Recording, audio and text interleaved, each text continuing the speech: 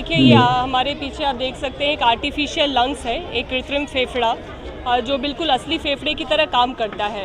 10 तारीख को शाम को 6 बजे इसका उद्घाटन किया गया, इसको शुरू किया गया। और जब इसका उद्घाटन किया गया तो ये बिल्कुल वाइट कलर का था, बिल्कुल दूध की तरह सफ़ेद था। हम ये देखना चाहते थे कि प्रदूषण का स्तर बनारस में क्या है। 80 घाट जो है वो बनारस की साफ़ जगहों में माना जाता है, शुद्ध हवा ये मानी जाती है कि यहाँ पे होगी। और ये मौसम जो है, जिसे हम मानते हैं कि इस मौसम में प्रदूषण कम होता है, इन दोनों ही चीज़ों को देखते हुए यहाँ पे हमने ये आर्टिफिशियल लंग्स लगाया। लेकिन 36 घंटे में इसका ग्रे होना और 72 घंटे में इसका काला होना कहीं ना कहीं ये दर्शाता है कि बनारस में प्रदूषण की स्थिति है वो कितनी गंभीर है। देखिए अभी तक क्लाइमेट एजेंडा जो है वो डेटाबेस काम करता रहा है, हम डेटा शेयर करते हैं और हमेशा ये कहते रहे कि प्रदूषण की गंभीरता यहाँ बनारस में काफ़ी है। लेकिन कृत्रिम फेफड़ा यहाँ पे इंस्टॉल करने का मकसद ये था कि जो लोग डेटा को नहीं समझ पा रहे हैं, एक आम व्यक्ति जो डेटा से ये नहीं समझ पा रहा है कि प्रदूषण उसके स्वास्थ्य पे किस तरह से असर डाल सकता है, ये इंस्टॉलेशन उनके लिए था कि एक आम नागरिक ये समझ सके कि हम अपने लंग्स को नहीं देख सकते हैं, लेकिन इसके माध्यम से हम ये समझ सकते हैं कि महज 2 दिनों में अगर इस कृत्रिम फेफड़े का ये असर है तो हमारे खुद के फेफड़ों पे क्या असर होता होगा। ये मौसम जो है प्रदूषण का नहीं माना जाता है। हम मानते हैं कि अक्टूबर के बाद से नवंबर से लेके फरवरी तक का जो मौसम होता है वो काफ़ी प्रदूषित माना जाता है।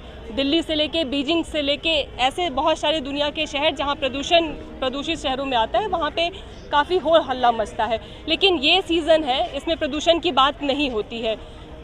उत्तर प्रदेश के 17 शहरों को चुना गया है national clean air action programme के लिए, लेकिन अगर बनारस की भी बात करें तो ये ब्लैक हुआ, ये काला हुआ लंग्स ये दर्शाता है कि क्लीन एयर एक्शन प्रोग्राम को लेके कोई भी इम्प्लीमेंटेशन जो है वो तेज़ी से नहीं किया जा रहा है। इसको बहुत ही नज़रअंदाज किया जा रहा है बनारस को।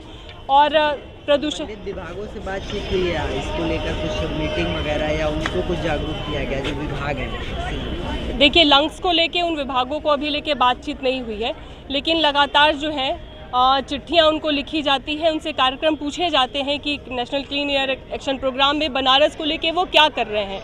तो अभी तक उन्होंने कोई एक खाका नहीं दिया है कि प्रदूषण को कम करने के लिए उनकी क्या स्ट्रैटेजी है।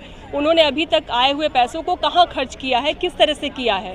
तो कोई भी अमली जामा कार्यक्रम को लेके हम लोग को नज़र नहीं आता है कि पहनाया गया हो, या इस तरह का कोई कार्य योजना नहीं नज़र आती है जिससे ये समझ में आए कि प्रदूषण को कम करने के लिए कोई मजबूत पहल ली जा रही हो बनारस में। ये बेंगलोर में लगा था जहाँ 18 दिनों में ये काला हुआ था।